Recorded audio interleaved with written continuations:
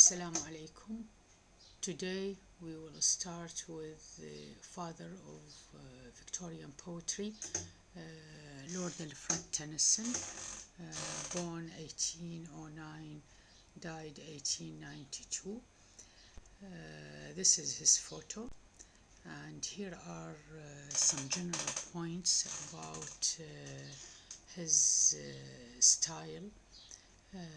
As I said earlier, he is the father of Victorian poetry, and his style is mainly a lyrical style, realistic to a certain degree, because he reflects the Victorian era, and mainly he is didactic in his style, that is to say, he is a social reformer. This would justify his realistic style. Nature plays a very important part in his poetry, but definitely in a way to a great extent different from romantics, as it is common with other Victorian poets. Nature is used for moral purpose, not as escape from reality. The death of his closest friend Arthur Hallam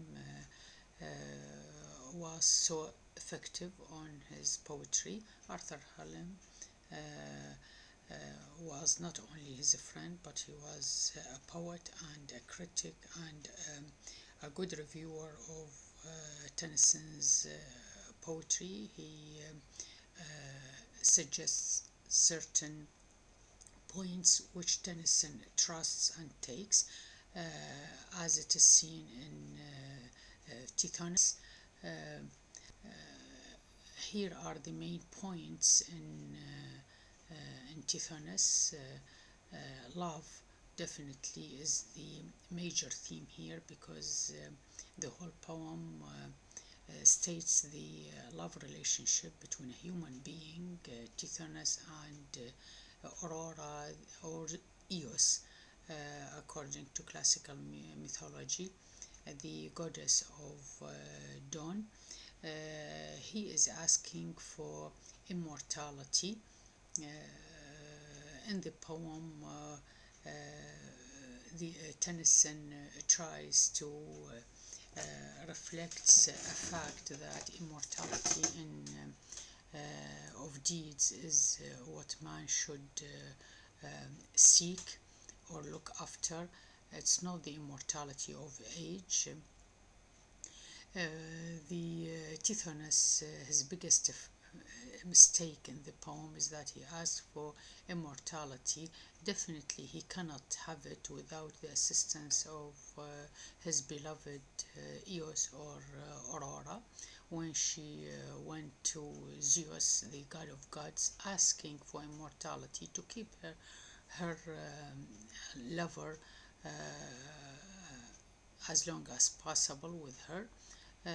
But she didn't specify what kind of immortality is needed, so Zeus wholeheartedly granted immortality.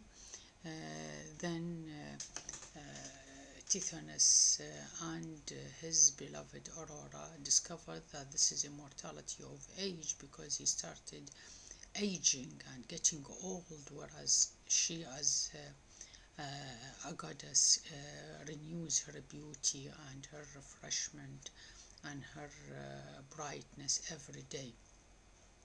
Nature also plays an important role to reflect the misery of Tithonus. From the beginning of the poem, the first line, woods decay and fall, the image of a swan, which he changed it from the image of rose originally at the suggestion of Arthur Hallam himself. You may find other versions of the poem where the image of a swan is changed to be a rose.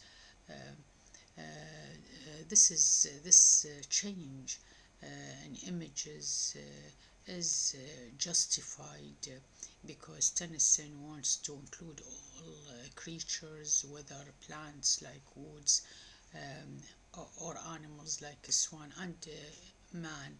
All of them should accept the fact that one day they will die, and that also is manipulated by Tennyson to reflect this moral message that death is a fact. Here are certain important images: the woods, the swan, the in this slide we could find some of the myths in the poem. Zeus or Jupiter, the god of gods, who could grant gifts to gods and goddesses, and to Tithonus himself. Venus is the goddess of love and beauty. She is the guide to Aurora herself. From Venus she could get her beauty and brightness. Apollo is the classical god of music and poetry. In mythology, it is stated that Apollo helped in the building of the walls of Rome. There is a kind of similarity in the poem between Apollo and his power to build, and herself, Aurora, who actually built or added some positive aspects to the life of her lover, Tithonus. Concerning the myth of hours, this refers to the goddess of time.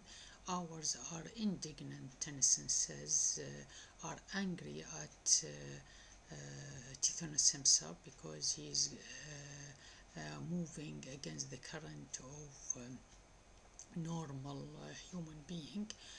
That is, he is rejecting the idea of aging and ultimately death, which every human being is exposed to or will end his life with. That's why they are angry.